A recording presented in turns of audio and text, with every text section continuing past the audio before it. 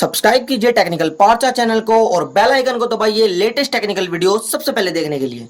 Hello everyone, I am जय और आप देख रहे हैं टेक्निकल पार्चा। आज की इस वीडियो में हम बात करने वाला है विंडोज इंस्टॉलेशन के बारे में, यानी आप अपने कंप्यूटर लैपटॉप में विंडोज इंस्टॉल कैसे कर सकते हैं। दोस्तों, कंप्यूटर या लैपटॉप में 80% फॉल्ट विंडोज इंस्टॉलेशन का होता है, बाकी बचा 20% हार्डवेयर में हो सकता है जो आप खुद से रिपेयर नहीं कर सकते। पहले के टाइम में विंडोज इंस्टॉलेशन करना बहुत ज्यादा आसान नहीं था, क्योंकि पहले के टाइम में विंडोज इंस्टॉलेशन करने के लिए सीडी डीवीडी का यूज किया जाता था।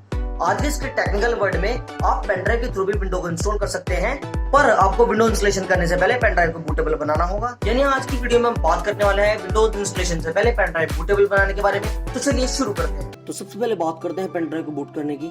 तो यहाँ बूटेबल यानी बूट का मतलब समझते हैं। अगर मैं आपसे कहूँ कि आपके पास पेनड्राइव में कुछ डेटा है, जैसे सॉन्ग्स या वीडियोस, और आप उस डेटा को कंप्यूटर के बूट या विंडोज के स्टार्ट करने से पहले सॉन्ग्स या वीडियो को प्ले करने की कोशिश करें, तो क्या आप कर पाएंगे?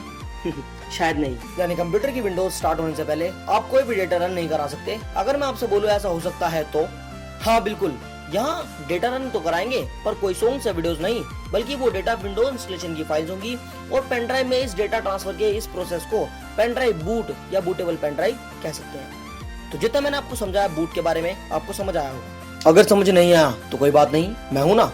वीडियो की इस स्क्रिप्ट को दोबारा देखें और ध्यान से समझने की कोशिश करें, और किसी भी क्वेरी को कमेंट में बताएं ताकि मैं आप लोगों की क्वेरी पर ध्यान दे सकूं। चलिए बात करते हैं पेनड्राइव को बूटेबल करने की। तो पेनड्राइव को बूटेबल करने के लिए दो तरीके हैं, पहला CMD यानी कमांड प्रॉम्प्ट, दूसरा सॉफ्टवेयर्स। डिस्क्रिप्शन में आपको इन सॉफ्टवेयर्स के लिंक अवेलेबल मिल जाएंगे, आप वहां से जाकर इन्हें डाउनलोड कर सकते हैं। तो सबसे पहले बात करते हैं पेनड्राइव को CMD से बूटेबल करने की। यहाँ CMD से बूटेबल करने के लिए आपको कुछ कमांड्स की जरूरत पड़ेगी, जो मैं आपको दिखाने वाला हूँ।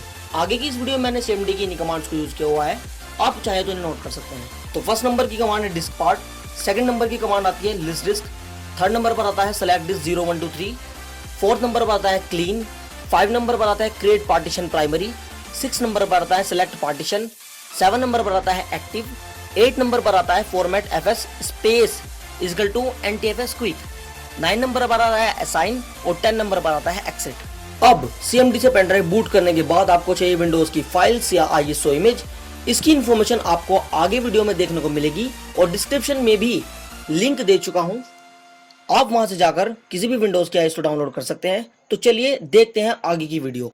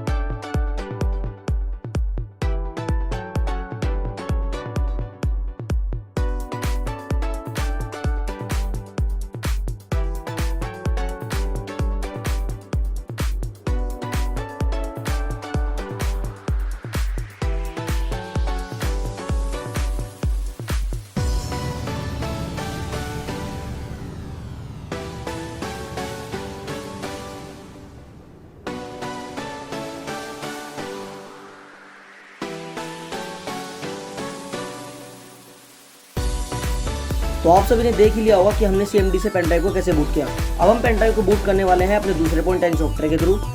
यहाँ मैं नोविको विंडो फ्लैश लाइट सॉफ्टवेयर का यूज करने वाला हूँ। तो देखते हैं आगे की वीडियो।